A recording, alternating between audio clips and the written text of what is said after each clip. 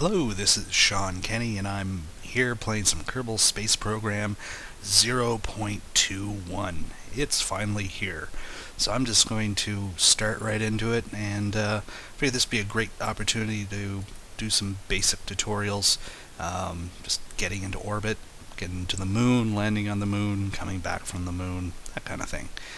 Alright, so we'll get to select our flag.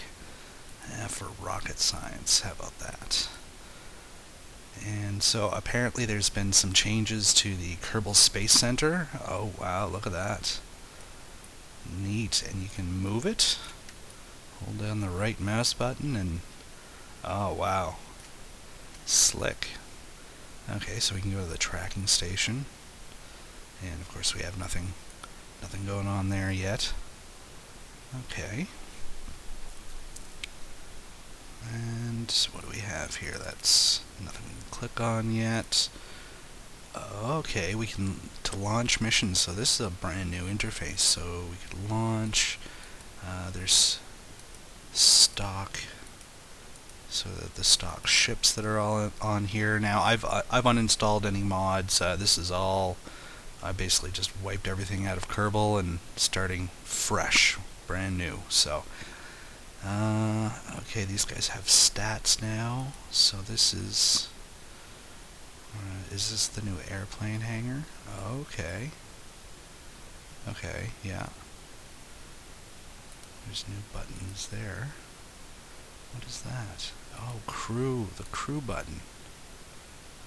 Okay, so let's go check out. We should have a crew building here. And there it is, Astronaut Complex. So, I don't know what the stats are. Courage and stupidity. Assigned, available, lost. Ooh. So, here are our original three, so we should probably hire some extra ones. Hey, I want like the stupidest. Let's get the stupidest Kerbals we can find and put explosives on their back. He seems kind of... He might be alright, maybe one or two courage. No courage whatsoever. Well, everyone needs a shot, right? Hans Kerman. I think I have a candidate for our first mission.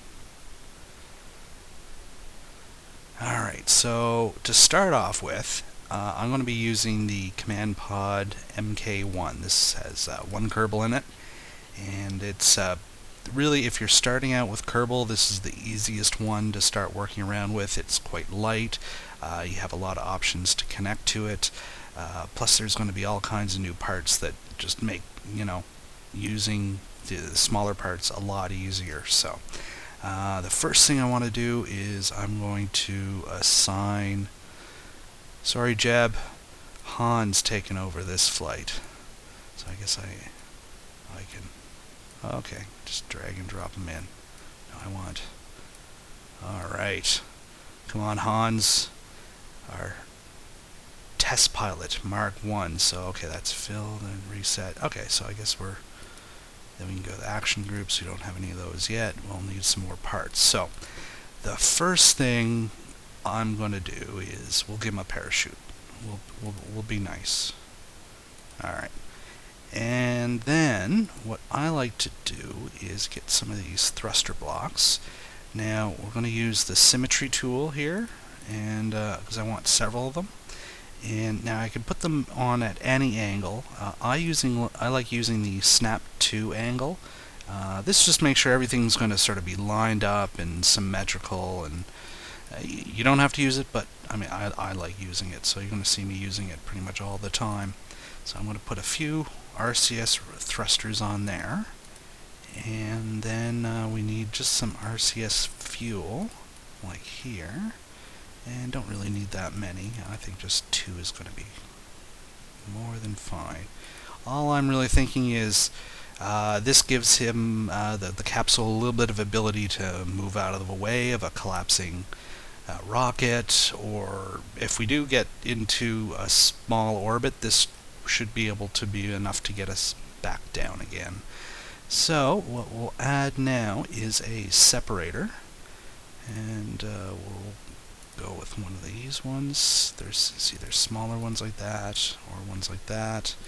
I think the main difference is one of these will separate on both ends, and then the other, this one will stay, as if I have that, it'll stay attached to whatever I have connected below it, whereas the blue one would separate from both, and the ring would end up being separated, and then I have two separate halves of a ship. So that comes in handy sometimes. It don't use it all that often, so it depends on what you're trying to do. The first thing we want to try out is the new SAS modules. So you don't need them. If you can learn to fly without them, it's great, but I need them, so I'm going to use one. And we'll give it a small little stage here, and we just need some. Okay, so they have, see, these are the same types of engines, but now these are mounted radially. Can't say it, but you can mount those on the sides. So that's kind of cool. They're a little too small for our purposes. I'm going to be giving it a little Rocco Max. Okay, so that's for probes. Yeah, they've added a whole bunch of new parts. This is really cool. Okay, keep getting sidetracked, but I'm going to go, this is sort of an old standard part, just a basic engine. This is really good in, if we're looking at it here, a few things to look at are ISP at sea level and ISP in vacuum. So those are how well the engine performs either in an atmosphere or in a vacuum. Some are going to be better in atmospheres, some are going to be better in vacuums. It's going to sort of depend on what you want to do. This one's particularly good in vacuum, but it's not too bad in atmosphere as well. But it should be plenty if we just sort of want to play around with an orbit. If we actually get one, I think we might be able to here. So what I want to do is, I keep clicking around, I want to find another separator. That's one of the big ones. I don't need one of those. Oh yeah, they did add a bunch of these new, so I could separate that out into 3 or 2 or 4. Oh wow, that's really nice. And then that's like an adapter. Okay. Does that separate? FLT based fuels. No, I guess it doesn't separate. I want an actual separator, so we'll go to one of these again. And this time, let's try a couple of these. Oh. I don't know, why not? Let's give this a try and see if we can get into orbit. We'll need an engine. Now this one, this one doesn't have thrust vectoring. This one does. So it's a little less power, but we'll get thrust vectoring, so we have some control. All right, so this is about as basic a rocket as you're going to start out with. Maybe even drop a few parts if you really wanted to. You don't really need the RCS, but let's give it a try. I'm going to put a stand on there, and you know what? I'm going to double that up because it's probably going to be unsteady. Yeah, you see all the Kerbals walking around. This is pretty cool. I like this new vehicle assembly building. And now we want to check our staging. So we have the 2 staging there. We have our rocket fire. Okay, cool. Then the next stage, that separates, and then we fire our rocket, and then once we're done with that, then we'd separate there, and then we have a parachute. So, all right, our rocket's pretty much ready to go. Let's, what are we going to call this? How about, well, we'll call it the X1. Why not? The first test to trying to get into orbit with our Kerbal space program 0.21. So let's launch this. I think almost right away. It seems a little bit faster. Cool, cool. Oh yeah, and it's all, look at that. Alright, neat. So we're... Hey, Jeb, what are you doing on here? I thought we assigned Hans Kerman. I'm going to... okay, yeah, they changed this, so you can't end flights the way you used to. What if we revert flight? Revert to launch, revert to... Let's go to vehicle assembly building, because I wanted to get our Hans Kerman. Maybe because I dragged and dropped and I didn't use the checks. Go to astronaut complex. Yeah, okay. Hans Kerman. Okay, he should be assigned. And let's try... Oh yeah, well, better save it and then launch it.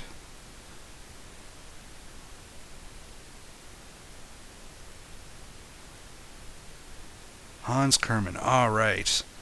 Right on. So he's apparently all full up on courage now. Not the attribute I chose him for, but whatever. Well, let's give it a try. Okay, so the first thing I want to do is press T to lock on our SAS. Well, this is how it was always done before. I'm guessing with the new changes, everything's going to be more or less the same, maybe a little easier. And then using the left shift, I'm going to go right up full throttle, and I'm going to count down 3, 2, 1, blast off. And so we're lifting up. So apparently now, what you used to have to do with the SAS is turn it off if you wanted to move at all, turn it back on when you wanted to lock on a position, and it would have a fair amount of wobble. Now, oh yeah, look at that, I can maneuver, still have the SAS on, and it pretty much still just sort of locks me in place. Well, that is really nice. That's pretty cool. Oh, what, you're not liking it, Hans? We're going up. Things are good. Look at the procedurally generated... There's the Kerbals had quite a bit of a makeover. Look at that, the mountains. Mountains jut up. Wow, that's pretty cool. You might actually have to start getting into space planes. I never really had much luck with space planes, and I think part of it was definitely due to that SAS sort of... Either they were so unstable and they kept flipping out on me, or I'd lock SAS on and they would wobble themselves apart eventually. So I'll maybe start playing around with that now that this SAS is really... I keep still wanting to do it. I keep turning SAS off and then trying to adjust course. So basically at this point, when we were trying to get into orbit, I'm looking for this to get around 10 to 12. At that point, I want to start nosing over to around 90 degrees, and I'm just going to be doing that by basically going the right direction, as in the direction right, pressing the D key, and that is just nosing me over. And so this is the trackball that gives you your heading and direction, and you should, when you're doing a lot of your maneuvers, you want to be keeping an eye on that rather than the orientation you are to your craft as far as like what you're looking at it, because when you move, you're going to be moving in relation to this trackball rather than what you actually see. So here I am talking, not even paying attention. We've ran out of fuel on that first stage, so I'm going to press the space bar to separate, and we lose that section. I'm going to check the map here, and our apoapsis is at about 35 kilometers, so that's not going to get us into orbit. Now we have the second stage, so I'm going to press the space bar to fire that, and while we do have a fair amount of thrust in this, I don't think this is going to get us to orbit. So I'm going to do my best, and basically that's going to be burning all the fuel I have and try and keep this little target on this yellowish green reticle. That's the direction of my travel, and I just want to keep accelerating in the direction of my travel, but I think, as you can see, we don't really have enough thrust at all to get up into orbit on this attempt. To get into orbit, you're going to have to get out of the atmosphere, which is at 70 kilometers. So, and you say we're only getting up to about 40. If you see this little mark here on the atmosphere, we're in a very thin part of the atmosphere, but there's still atmosphere. And we're starting to nose over and head back down. So even if I were to rocket fully up, we wouldn't be able to do anything. I keep wanting to turn that SAS off. That's a habit I'm going to have to get out of. Now, you could definitely, get much farther by rocketing like this. It's not particularly fuel efficient, but we, as you can see, it will maneuver the orbit somewhat. Look at that, you can see the mountains peeking up. Oh, that's really nice. That's cool. I guess the Muns had a total makeover as well, so we're going to have to be having our a moon landing attempt as well. So it looks like we weren't successful in this. I think no matter how much I try and burn here. Oh. See, it is quite handy. The only time it's freaking out is when I'm pressing the wrong button and it goes in the wrong direction. Alright, even if well, might actually be able to get... I'd probably be able to get halfway around the planet on the fuel, maybe. That would be around here. Probably not. Yeah, maybe not. We're almost out of fuel here. But this is, the start of an orbit. This is basically the flight path that we want to follow. We just need more fuel to get there. Let's see. Here we are. We're out of fuel now. Now what I'm going to do is I'm going to turn around and I'm going to detach the rest of the body so that will fly out of our way. Now I can press R to turn on the RCS, and I have a little bit of, if I don't spin us wildly out of control here, but pressing T, oh, that's great with the RCS. It doesn't. Nice. Okay, so it's gonna. I can just press the button. It'll move and then lock on a position. I can press H, and that'll give me sort of a forward thrust, or N to reverse, and so I could potentially move myself away from that piece of debris. I don't have to worry about that now. And all we're going to be doing is pretty much just decelerating back into the atmosphere. So we might as well... I don't think they made any changes to heat, but just in case, we'll have our bottom heat shield of our capsule facing the entry of direction of entry into the atmosphere. And so we still have a stage there. Sometimes you get little phantom stages in there, but or maybe it just stays there because now we've activated our parachute. But that's okay. We want our chute to open, so as soon as we hit atmosphere that's thick enough, we'll be able to pick it up, or the chute will automatically deploy. I almost wonder if we're going to land on this little landmass here. That'd be kind of neat. Just as it's starting to get dark. So, first test of a rocket. It didn't explode, which is always nice. Hard to say. We're heading much over that island, but if we start slowing down a lot in the atmosphere, we might be okay. Although sea landings are just fine as well. At least your capsule's not going to tumble. I think, yeah, we're going to be going into the ocean. And we can see the debris down. Now, I turned a lot of the debris off. I set it down to 25 just because I found in previous builds it would get very laggy for me if I had a lot of spaceship debris, which a lot of my spaceships tended to have. They generated a lot of debris in my wake, so I do like to turn that off just for performance reasons. I'm kind of curious whether we're going to see that sort of splash down. I don't see its path tracking though. So I think they might have made some changes. Oh, here we go. We're starting to re-enter the atmosphere. Whoa, whoa. Really should keep that SAS on. Traveling at almost 1,500 meters per second. Oh, look at that. The chute's going to catch on fire. Oh no. What's it look like for him?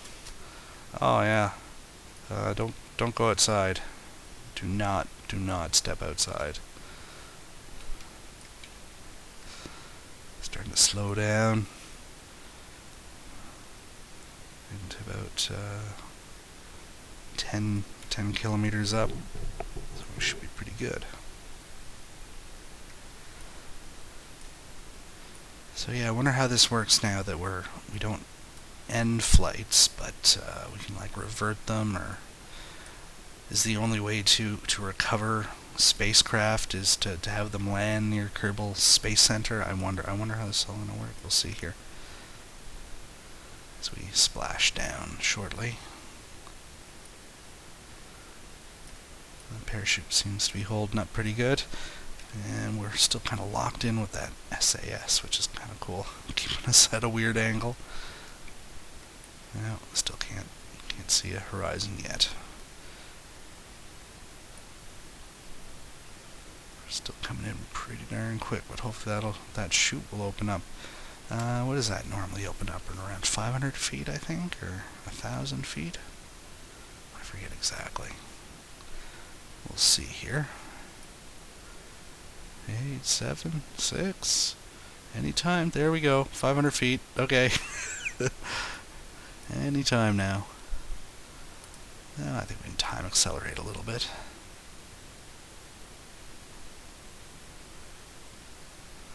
Alright, Hans Kerman. You did it. Without freaking out.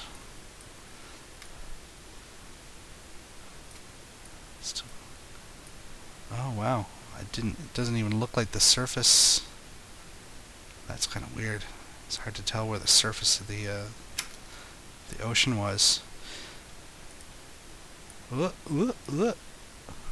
Alright.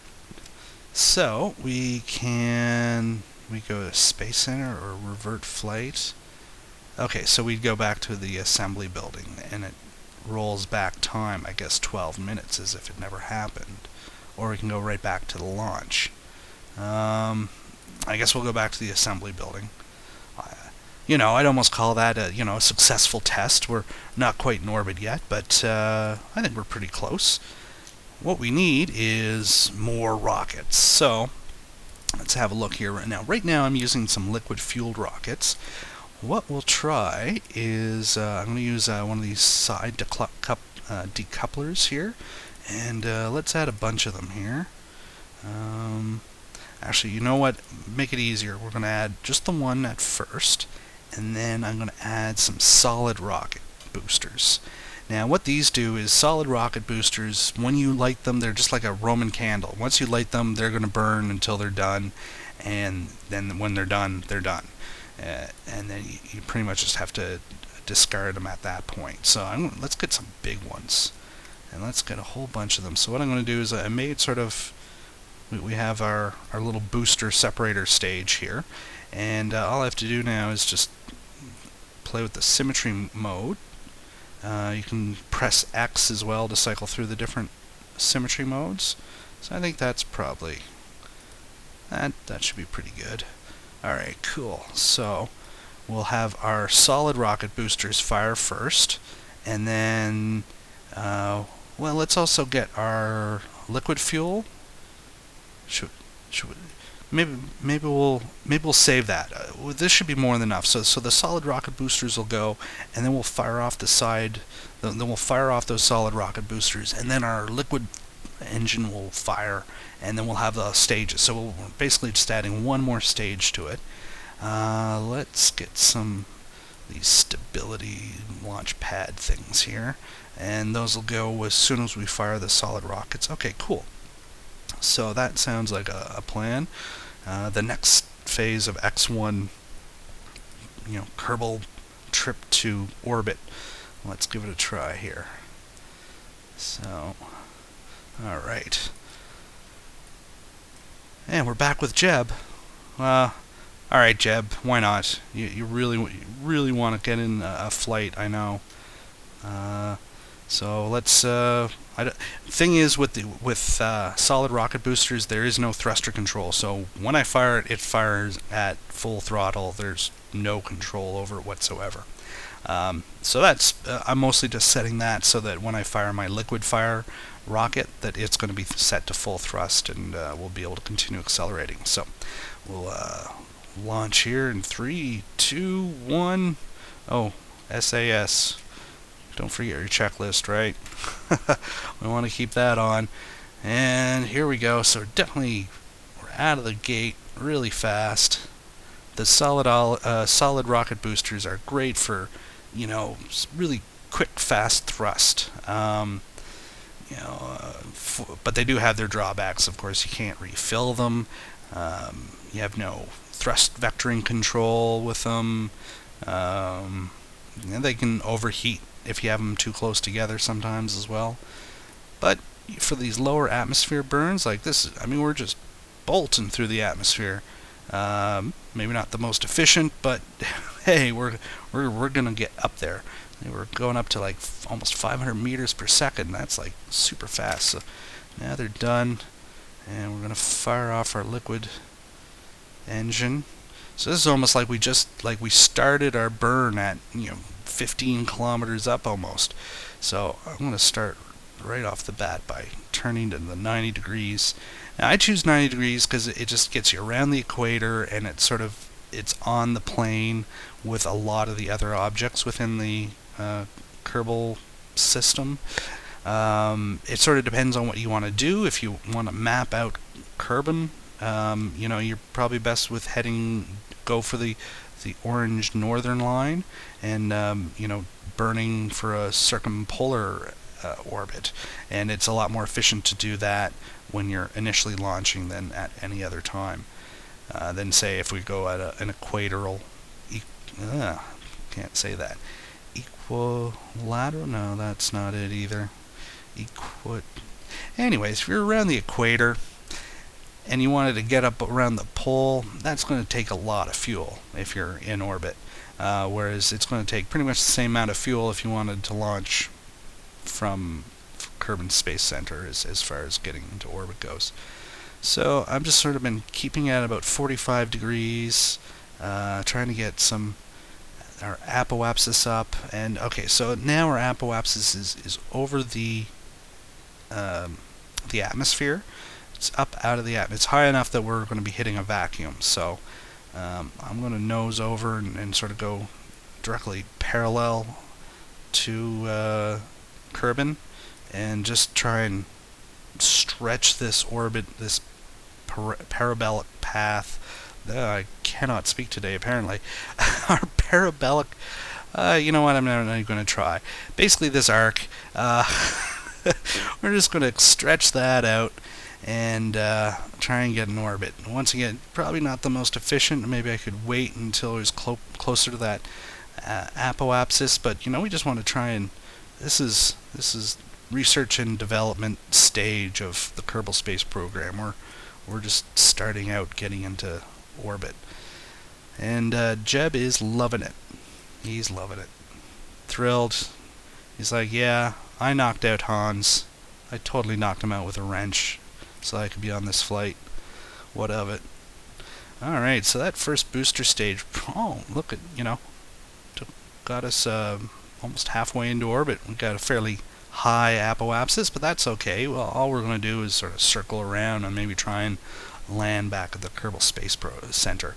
So at this point, there goes our old rocket engine. I've separated. I haven't started our second engine yet.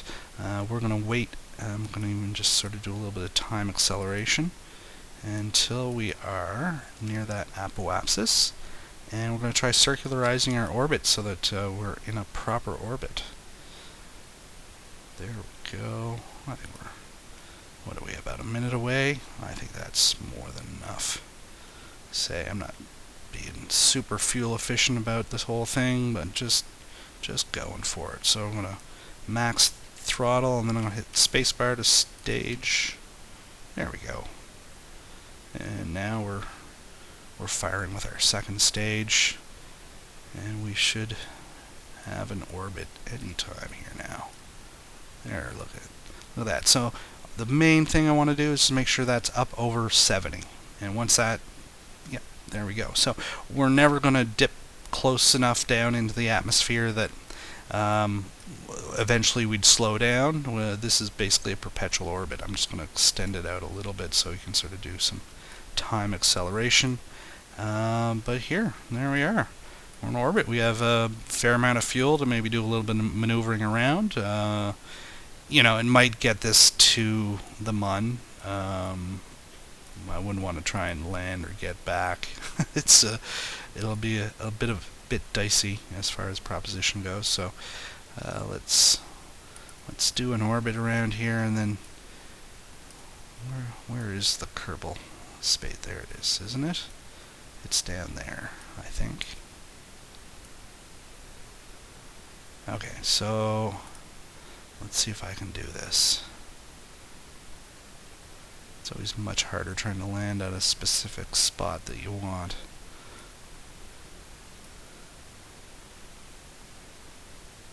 Let's try this. Let's try adding a maneuver node, and just hard deceleration. That's all we want. And maybe line it up a little bit. So that's like 2 minute, almost a 3 minute burn. I don't think we have the fuel to do it, but if we're going to do it, we're late doing it, but why not? We should land close enough, I hope.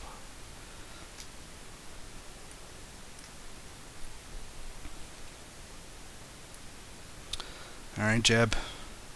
This is it. Your one shot at fame, fortune, glory, and living is to return home safely. And hopefully within range of the Kerbal Space Center, so that maybe we can retrieve that ship, which is very valuable. All 5-6 parts of it or something.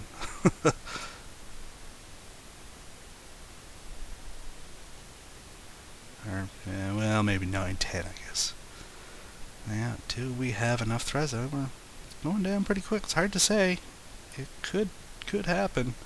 I'm thinking we're going to be getting in landing in the ocean, though. Well, we still have about half a tank of fuel left. Come on, we can do it. You know, I'm not even going to go by the... I don't need that anymore.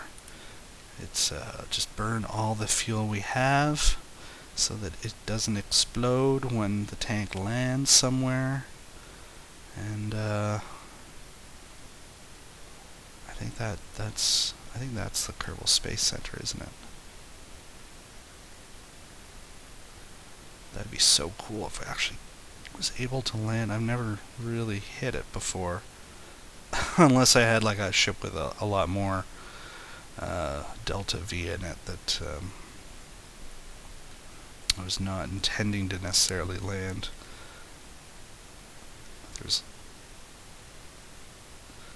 So basically complete one full orbit and then land at our point of origin would be great. I'm thinking maybe need a slight maneuver node because I want to twist it just slightly, so it really doesn't require a whole lot, does it?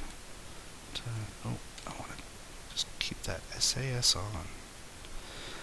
So now with this new SAS, I think, oh, we're out of fuel. Okay, we're down to RCS, but come on, RCS, you can do it. All you have is a little capsule. We have like 80 monopropellant, so... Whoa, I heard something. I didn't know what that was, but we seem to be okay. I don't know. Our current course has us landing in the ocean.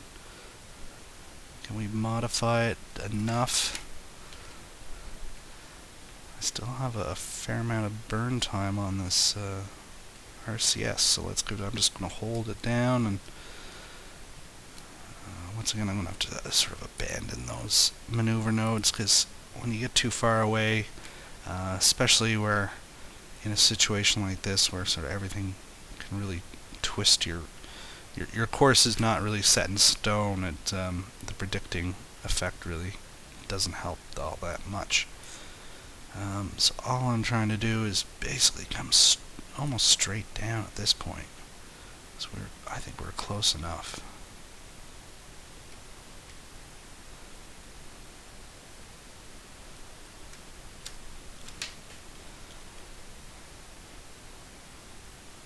There we go. Oh, I think we're good. Say we're about almost about halfway through that monopropellant. I like this little setup. It does give you a fair amount of adjustment. Maybe it's not going to get you very far, but well, I mean, even just sort of in an orbit, if you just have this little capsule, it can often be enough to sort of really change your course enough to. Well, usually I'm just using it to get home in case sort of as a last ditch emergency pod, but I think we're actually doing pretty good here. Coming down pretty darn fast though. And oh, here we go. Entering the atmosphere. Super hot. I'm just going to, at this point, the RCS really isn't going to make much difference. Oh, that's like, is that like the Mach effect? Oh, that's pretty cool. Let's fire off our chute now. I'll just turn the SAS off. Oh, this would be awesome. We just land in the bay next to the Kerbal Space Center. Oh yeah, that'll work. Jeb, you are the master. Now I know why you knocked out Hans and didn't let him board the rocket.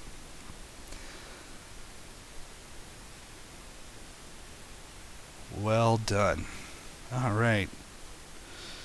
I guess, Jeb, that means you're the first Kerbal to orbit the Kerbal? Kerbin? Yeah, Kerbin.